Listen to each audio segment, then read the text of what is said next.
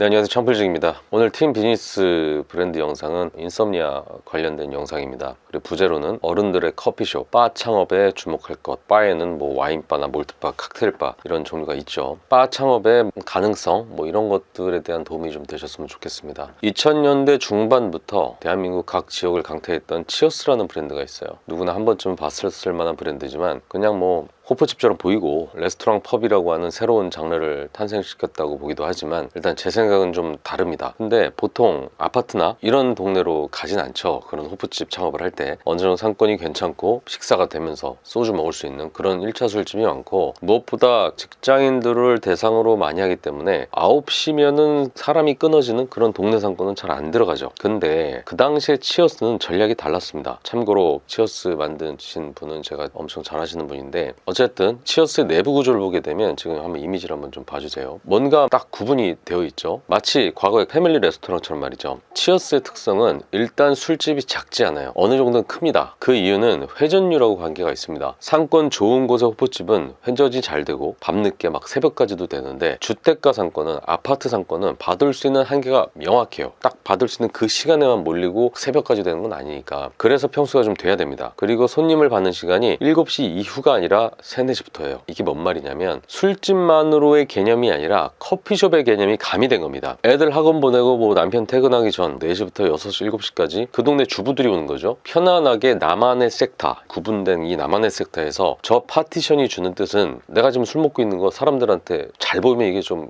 그렇잖아요. 그러니까 좀 가려주는 게 좋은 거죠. 커피숍 가는 것보다 동네 주부 아주머니들끼리 호프 한 잔 놓고 안주 좀 시켜가지고 식사도 때우고 이런저런 얘기 나누고 또 술 한잔 하면 기분 좋잖아요. 이런 식으로 탄생이 된 브랜드라는 거죠. 애들과 남편으로부터 해방된 여성들의 수다 공간으로서의 기능을 했다는 겁니다. 커피숍 갈 바에는 여기 가는 게 나은 거죠. 술 한잔 좋아하는 사람 입장에서 훨씬 나은 겁니다. 여기서 또 한 가지 포인트는, 원래 이런 호프집이 당시에는 먹자 상권에만 있었지 동네 상권에는 거의 없었어요. 동네 상권의 호프집이라고 해봐야 처갓집 양념통닭 같은 치킨 호프나 음식 솜씨 좋은 아주머니가 운영하는 개인 포차 정도? 이렇게 세련된 분위기의 호프집이 없었죠. 그런 동네 상권에서는. 그랬기 때문에 그 주택가 동네 상권에서 미친 듯이 퍼져나갔습니다. 이 치어스라는 브랜드가. 그 뒤로는 비스무리한 것들 많이 생기고, 치킨 호프집만 하더라도 옥구닭이나 옷바닥, 깐부치킨, 다들 분위기 말렙 채워서 생겨버리니까 경쟁력이 그때부터는 좀 뒤로 갈 수밖에 없었죠. 어쨌든 여기서 포인트는, 우리가 커피숍이라고 하는 곳에서 앉아서 사람들과 얘기하는 공간이 굳이 그 즐기는 메뉴가 커피여야 될까? 이거라는 겁니다. 지금 이미지를 보시면 여기는 몰트바라고 불리는 곳이에요. 평수는 대략 10평. 몰트 위스키라고 불리는 위스키를 잔술로 파는 곳이죠. 이런 것들을 팝니다. 이곳은 술이 주제예요. 커피숍의 커피가 주제인 것처럼 커피숍 가서 굳이 케이크나 마카롱 안 시켜 먹듯이 이곳에서도 굳이 안주 안 시켜도 됩니다. 그냥 사람들과 얘기하는 게 목적이죠. 보통 이런 창업을 바 창업이라고 부르는데, 우리가 아는 젊은 아가씨 그런 분들 나오는 바는 다들 잘 알고 계시잖아요. 유흥주점인 단란주점과 룸사롱이 대표적인 음지에서의 술집 창업이지만, 일반 술집과 유흥주점의 중간을 교묘하게 자리한 술집이 바로 바죠. 위스키도 팔고 와인도 팔 수도 있고 맥주도 비싸게 팔고. 하지만 여기서 포인트는, 그 술도 있지만 예쁘신 그 아가씨 분들도 있고 그들이 술을 또 따라주고 이야기도 함께 해준다는 거. 토킹바 이런 개념이 좀 가미가 된 거죠. 근데 아무래도 이 창업하는 사람 입장에서 좀 뻑적지근한 게, 어쨌든 이게 진짜 음지의 창업 같잖아요.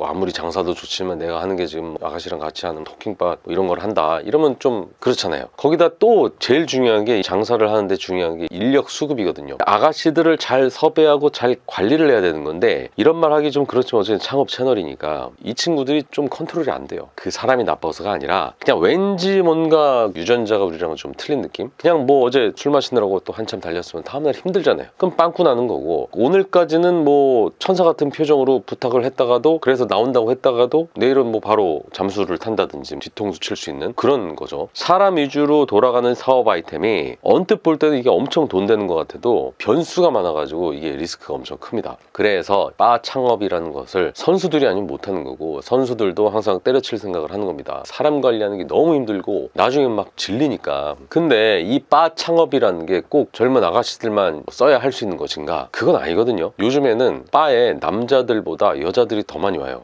저 이쁜 곳에서 커피 마시러 가는 것처럼 이쁜 곳에서 친구랑 칵테일이나 와인이나 몰트 위스키 이런 것들을 한잔 하려고 하는 욕구는 어딜 가는 게 아니잖아요. 이런 곳에서 한잔하면서 얘기하는 게 오히려 호프집에서 얘기하는 것보다 훨씬 더 품이 있고 사진 찍기도 좋고 남기기도 좋죠. 여러 가지로 좋습니다. 여자가 안 따라줘도 요즘은 남자들 그냥 바버샵 머리 이쁘게 해가지고 이렇게 해주는 데들도 익숙하죠. 그저 술 한잔 하면서 그냥 먹고 죽자 이런 술이 아니라 품위 있게 한잔 하면서 이야기 나누는 겁니다. 안주 뭐 이런 거 있잖아요. 초콜릿이나 과자, 여성들로부터 극찬을 받았던 뭐 과자, 여기서 기껏해야 치즈, 올리브, 크래커. 며칠 전에 제가 다녀온 바에서는 쥐포가 없고 가오리를 구워주더라고요. 가오리포죠. 가오리를 구워가지고 여자들 머리 집게로 잡아서 접시해 주니까 2만 얼마 주고 시켰는데 마요네즈에 발사믹 찍어 먹으니까 맛있더라고요. 별미예요. 요즘 사람들 이런 거에다가 술 마십니다. 요리? 그런 거 안 합니다. 훌륭한 술은 그 훌륭한 술 만드는 회사들이 다 만들어놨는데 그냥 우린 그 술에 집중하기만 하면 되는 겁니다. 일부 시대를 잘못 타서 아가씨들을 찾으시는 분들을 위해서 이런 문구까지 붙이는 해프닝도 요즘은 있어요. 중요한 거는 바 창업을 하게 되면 엄청난 마진을 자랑하는 술을 팔고요. 좋은 분위기로 술만 나는 곳에서 안주를 또 만들 필요가 없단 말이죠. 그래서 혼자 창업이 충분히 가능하다는 겁니다. 그리고 영업시간도 대충 뭐 6시부터 12시, 길어야 1시 이 정도면 땡큐고 테이블 단가 4, 5만 원 우습죠. 그리고 저처럼 술 좀 마시는 사람 하면 2, 30만 원 나오는 거 일도 아닙니다. 물론 뭐 그것 때문에 손님에 따라서 가격 같은 테이블을 받아도 매출은 진짜 막 편차가 좀 크긴 하지만 그래도 보통 7테이블이 있다 이런 거 한 바퀴만 돌려도 4, 50만 원 매출이 나와요. 아무리 코로나든 뭐든 뭐 앞으로 어떤 일이 일어난다고 해도 사람들과 만나서 이야기 나누고 싶은 욕구는 없어지지 않는 거고요. 그 어느 때보다 분위기 좋은 곳에서 기왕이면 그런 곳에서 시간을 보내고 싶다 이런 욕구는 훨씬 더 늘어났어요. 그래서 이런 창업이 지금 같은 시기에는 초보 창업자들한테 딱 맞다고 제가 얘기를 하는 겁니다. 우리가 지금 장사 경험도 없어, 체력도 별로야, 요리 실력도 별로 없어, 창업 비용도 별로 없어. 그러면 선택할 수 있는 게 딱히 많지 않잖아요. 이런 창업은 프랜차이즈가 생기기가 어렵습니다. 왜냐하면 프랜차이즈라고 한다면 그 프랜차이즈가 본사가 지속적으로 뭔가를 관리해주고 뭔가를 계속 공급을 해주고 뭔가 그래야 할 만한 것들이 있어야 되는데 이거는 뭐 발베니 뭐 맥켈란 그런 것들은 프랜차이즈 회사가 만드는 것도 아니고 그럼 술을 공급할 것도 없어. 그렇다고 뭐 그 과자를 공급할 거예요? 그런 것도 없어. 기껏해야 초기 인테리어나 뭐 운영 노하우 정도 전달하는 건데 그 정도로는 프랜차이즈 본사를 운영할 수가 없어요. 그래서 프랜차이즈 회사 같은 데들이 막